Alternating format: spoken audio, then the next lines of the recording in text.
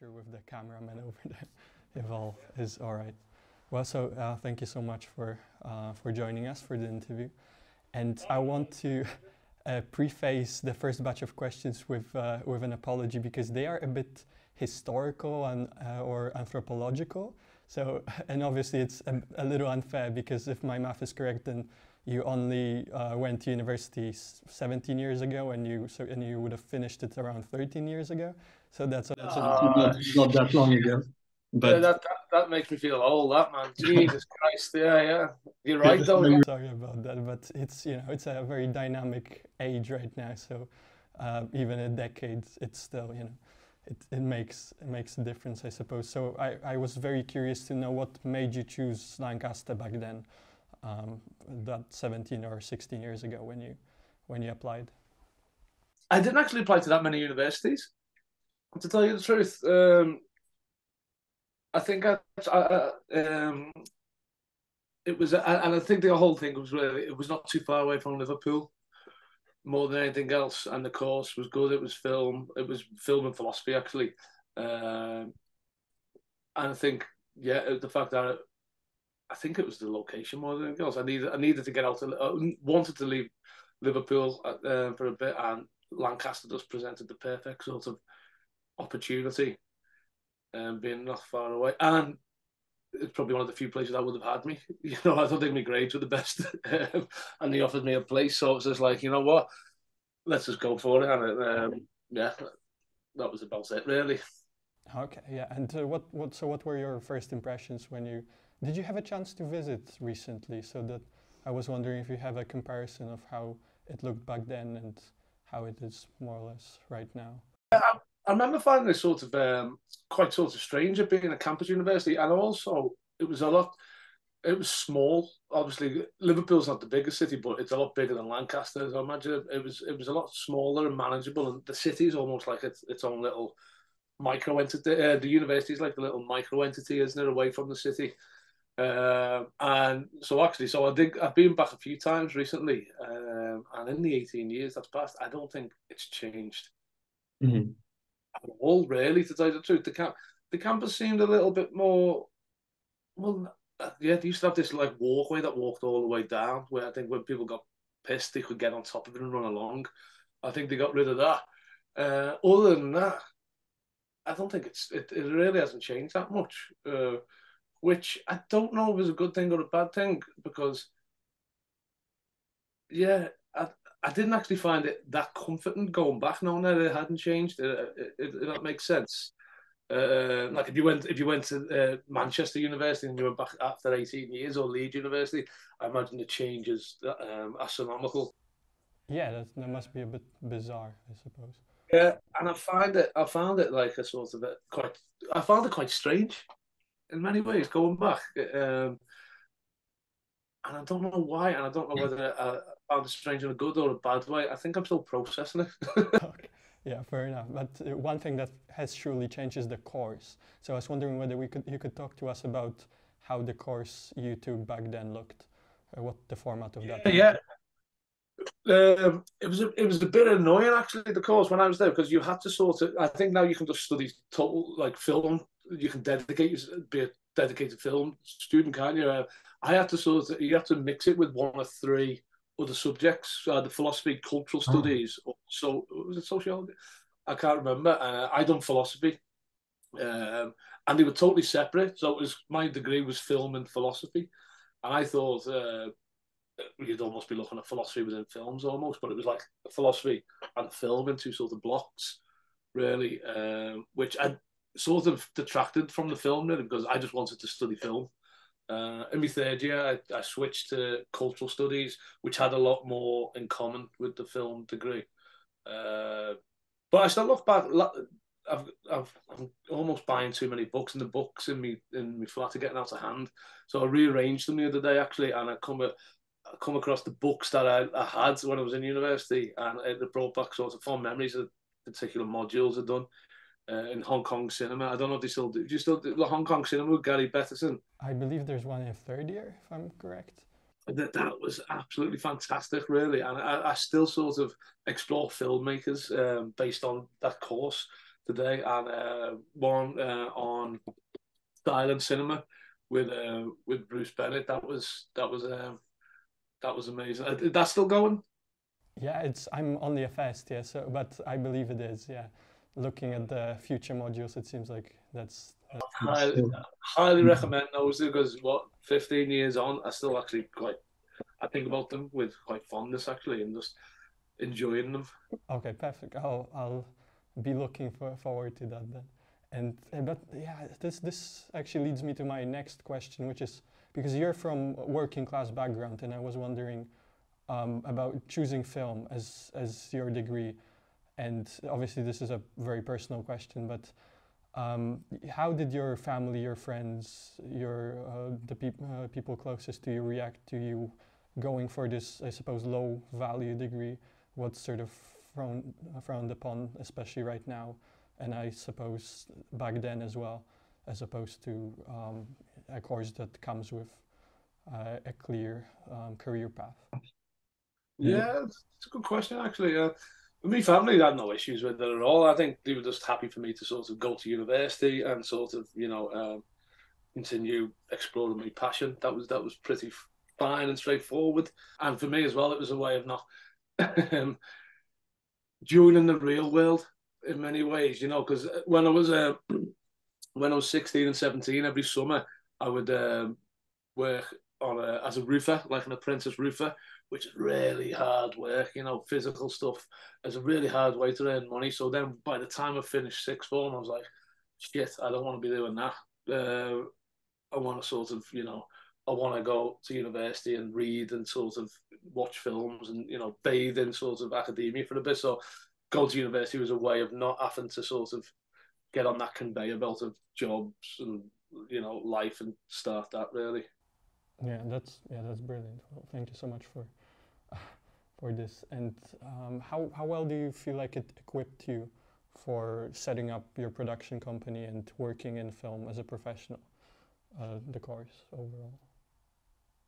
I'm not too sure really. So it was a very theory-based course. I think I only made one film the time I was at Lancaster, and that was on the cultural studies side of things really. But that really didn't bother me really because like the theory-based it was important and it was something I enjoyed and it's something I still enjoy. So in terms of going to university and not joining the real world, as I've just said, it meant I could watch 2 or 3 films a day, really. And that's my appetite now. I can't get rid of that. I still try and watch 1 film a day. And I think it goes back to having that time at university and getting used to being like, well, no, I need to sort of expose myself to cinema every day and sort of, learn and sort of take in. And I think that's what I sort of appreciate my degree for more than anything else really is that rooting me in a love of cinema and taking time to enjoy it. I didn't learn anything technical at all, but that comes that you can sort of you can pick that up as you go really. But that the love of cinema and the theory of it, I think that's harder to come by, and I think that's what the degree sort of maybe gave me more than anything else. All right, so it sort of inspired you with this admiration for the form, but at the same time you are a huge success story because you have established your own company in 2014, if I'm correct. I was wondering whether you could talk about that process. When did the conception of it, when did the idea of you wanting to do that occur to you? Because yeah, it's really fascinating to me. Yeah, no. So after I left Lancaster, I didn't actually want to do anything. I went traveling. I went around America on Greyhound buses. I wish I would have taken a camera now. If we lived in the digital, this little digital camera age, I would have filmed that. And then I went to India, and then I got a job in a production company in Liverpool, where I worked for 2 or 3 years, and it was boring as hell. I thought it'd be dead interesting. I thought, oh, this is like, I thought I weren't too sure what to do. I thought I'd do that sort of, get on the first step of the ladder and then work your way up. So I worked as a runner, but it's just so bloody boring. And even I did progress in the film company, but it was all office based research, which I do quite like. But it was anytime there was a shoot, it was corporate. And I was like, oh, this is just this is not what I thought it would be. So I left and set up my own film company with somebody I met at the film company, and it was to literally have more control and basically almost to force our hand into making more films effectively, and films based on passion rather than sort of we're being paid to go and shoot this corporate bullshit, if you know what I mean. So it's just like, no, we want to make our films and we want to sort of take our time with them and enjoy the idea of making films. This is the reason why you sort of study film, or you want to, or I joined the film company, is you love cinema and you want to make movies. Yeah, I think what also speaks to the fact that these are passion projects is that at least the Dennis Skinner documentary, it was crowdfunded, right? If I'm correct. So how did that process look? Again, that's something I'm curious about, since it seems like a huge portion of the budget came from people willing to support the project, who believed in it. No, well, the interesting thing with the Skinner film is it was only partly crowdfunded, so that was to finish it, really, almost get it over the line. But we shot the film for £2,000. You know, we got some donations from trade unions, and we shot that film over 3 years for £2,000. Obviously, nobody got paid, but that was literally just to cover travel and accommodation to go over to Derbyshire or down to London. We just took our time with it because, you know, effectively, you know, we had the equipment, and we were willing to donate our labour to the project, so we made it. It was done. We had a 90-minute film in the edit for £2,000, but with the Skinner film, we needed archive. We needed to clear archive effectively because we decided to use archive, and archive is very, very expensive, like thousands of pounds for minutes. So we decided to run a Kickstarter campaign to raise the money for archive, and also to pay for the composer and the sound designer. And yeah, I think we raised about £23,000, something like that, in the end. It was so stressful, though. I wouldn't do another one. It was, honest to God, you're constantly checking your phone, going, "Oh, we've had a £5 donation, we've had £100." And every day you need to have something to put out to keep it in the sort of the mind of people. And it was the most. I'd say, as a filmmaker, it was probably the most stressful month of my life, because it's like posh begging in many ways. You know, it's you know, yeah. It was good because we raised that money, and that money has actually helped, not only helped get that film finished, but almost forced our hand into self-distribution. We distributed that film ourselves. We've had about 300 screenings of it, and it played in the Odeon, and it played in sort of art house cinemas and whatnot. So that money was so valuable, though, in many ways, because it set the template for then what we would do with every other film in terms of how we finish them and how we then distribute them. Wow. Okay. £2,000. It definitely looks like a far more expensive film. So the final product is, yeah, it's brilliant. So okay, that does give us some brilliant insight. So thank you so much for this. And but then, so Almost Liverpool 8, I wanted to move to that film now, because this seems to be the only film that you have co-directed. So that's again a major shift, I can only imagine. So how is that process different from what you did beforehand? How challenging was it for you to move to this mode of filmmaking? It was quite easy, actually, to tell you the truth, because up until now, on the new project I'm working on, the 4 films I've made have only been effectively made with 3 people. Myself, Alan, who shoots, and Christy, who edits, and that's it. There's only ever 2 people on the shoot. That's how we work. You know, I sort of do sound, and whatnot. So it was not difficult because the co-director on Almost Liverpool 8 is Alan, who shoots who shoots everything for us. And it was initially, I was just going to produce that project, but then lockdown hit and it affected what we were doing. So it just made sense for us to make that film together in many ways, because it's a documentary about the postcode of Liverpool 8, which is the postcode of Liverpool 8 is split into two really, with a road. One side is Toxteth, which is probably more well known than the other side, which is Dingle. And Alan lives on Dingle, and I live in Toxteth. So it just made for a nice sort of like balancing act of Alan sort of exploring that side of his community, me exploring that side of my community, and then together sort of, you know, finding a strand. So it was pretty straightforward, really.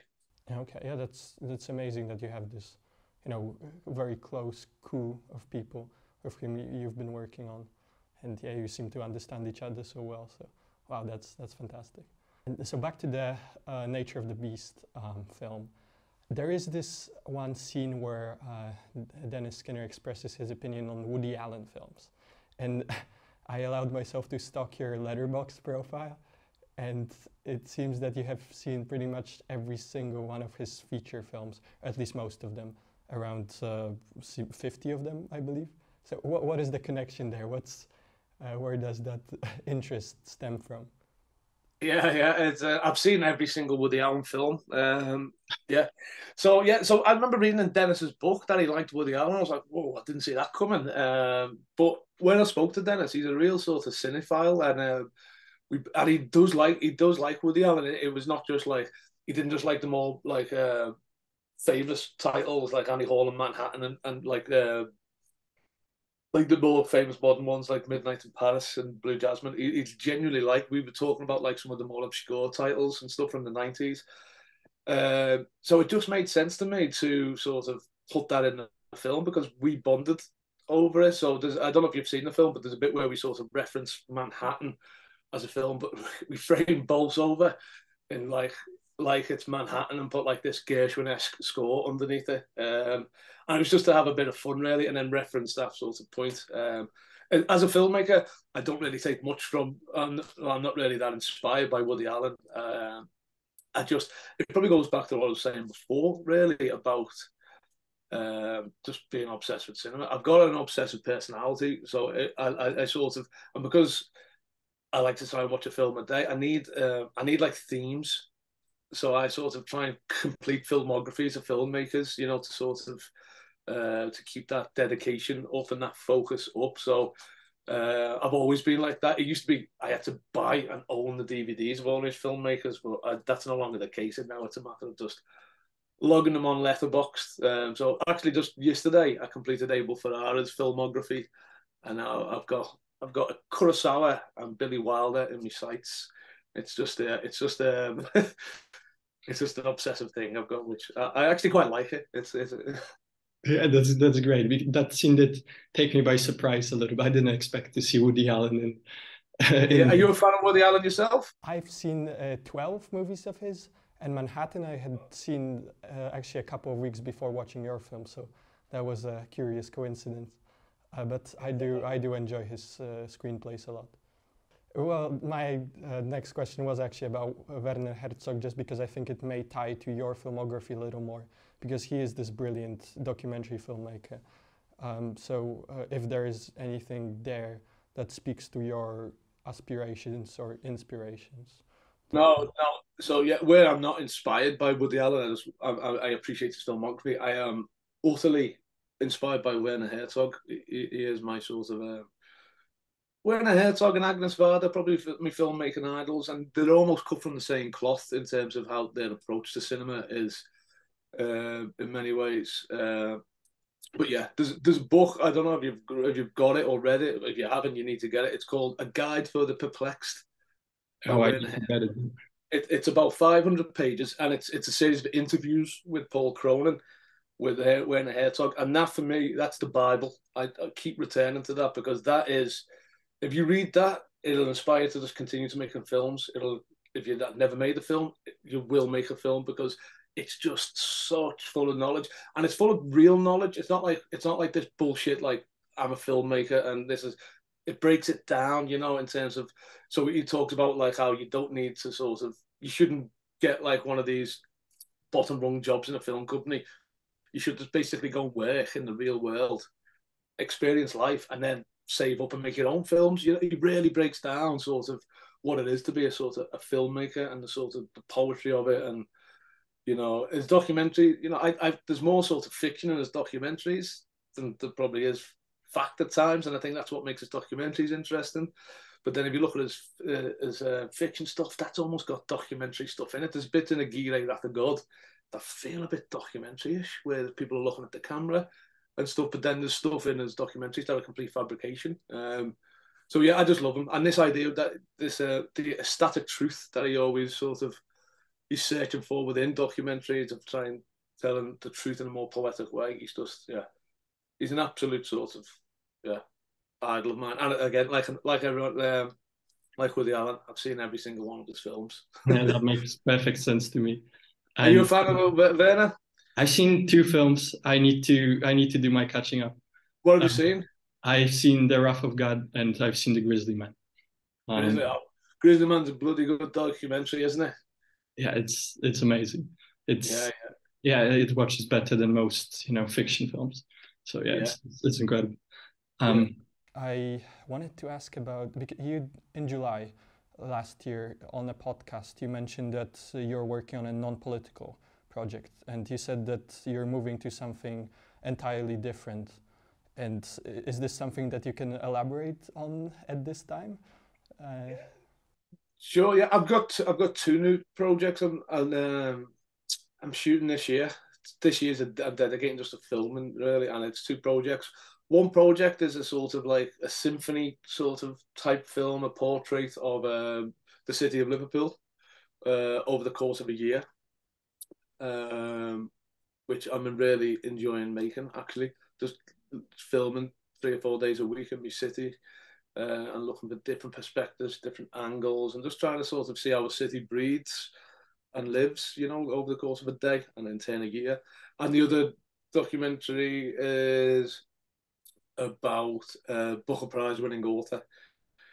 So both are not political, which I'm glad. I need a slight break because all these films I make, they're all very, very personal to me in many ways. That's the reason I get motivated for doing them.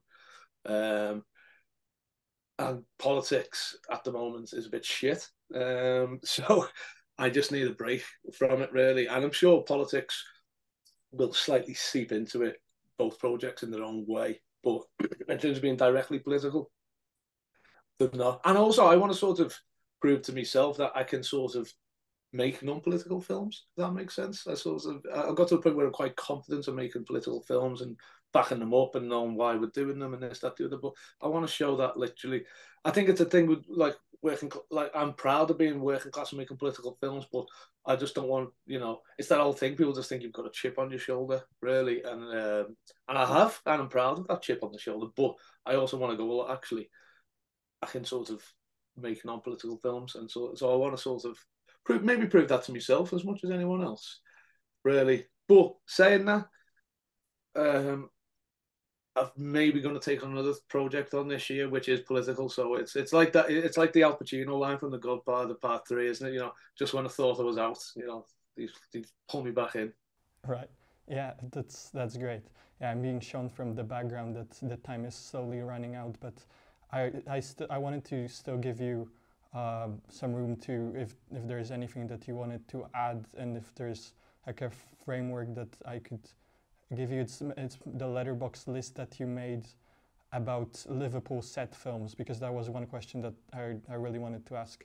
And so if it has to be the last one, I guess that's what I would want to know about, and sort of how you feel about your movies being a part of that canon. How do you feel about the representation of Liverpool on screen in general? But if there's anything at all that you would want to speak to in these last minutes, then the floor is yours. No, I think the representation of Liverpool on film is not very good, effectively. Take Terence Davies and his sort of films out, it's not very good. And as a city, we sort of celebrate musicians, writers, poets, artists more than filmmakers. Really, I don't think many people even know who Terence Davies is, which is a travesty. And the city, you could walk out in the city and there's always filming, and it's always the backdrop for all the productions, whether they be Batman or Amazon series or Netflix series, but no one ever knows it's Liverpool, really. And that's always bugged me, really. And I think that's what's maybe inspired me to make this film I'm making now, this like symphony film about Liverpool, because I feel like, you know, it's almost like a duty of mine to make that as a filmmaker from Liverpool and someone who cares about the city and is shaped by the city and lives in the city, that, you know, I should be making this type of film. So I think that's partly inspired by how I see the representation of Liverpool on screen. In terms of my own sort of work, I've never connected it. I've sort of, yeah, there's saying there's not been many good filmmakers not many good filmmakers, film representation from Liverpool, but we've always had great photographers come to the city and photograph the city. Henry Cartier-Bresson came to Liverpool to photograph. Don McCullen, Nick Hedges, Tom Wood, they've all photographed the city, and there's still that core. There's still a few street photographers today. There's a particularly good one called Jane McNeil, who's great. And I think maybe I'm more aligned to the street photography tradition of capturing Liverpool as opposed to the cinema. Maybe that's because I work in the documentary medium as it is, but yeah, I think I'm more aligned to how they capture the city as opposed to how it's captured through cinema, which, as I say, take Terence Davis out, it hasn't really, yeah, we don't really have a great piece of Scouse cinema, if you like. Well, that's great. Thank you so much. And this interview is a big mine of knowledge for me as well to look back on, because it seems like there is a lot related to Liverpool and in general to film that I need to catch up on. I'm sure that everyone who will be rewatching or rereading the interview will as well. So I'm really grateful for this, for all the knowledge, for everything. This was Have you ever seen any Terence Davies films? No, I haven't. But the trilogy, the autobiographical trilogy set in Liverpool, it seems like something that needs to be watched, because it seems like that's the one of those films is the one that Godard appreciates, even though he is not very fond of British cinema in general. But this is the one he singled out. What did he say? The English are not good at making films apart from Terence Davies or something. Yeah. Yeah, probably something along those lines. That trilogy is a very interesting. It's very, very good. But you've got to go. Distant Voices Still Lives. That's his masterpiece. It's an absolute sort of gorgeous film, you know. And because you like cinema too, Terence Davies loves cinema, especially like the golden age of cinema. So that just comes out, you know, that warmth and love for cinema. It's fabulous. Yeah, then that will be the first one on my watch list. Definitely. And thank you so much again. Yeah, this was really good. No, thank you.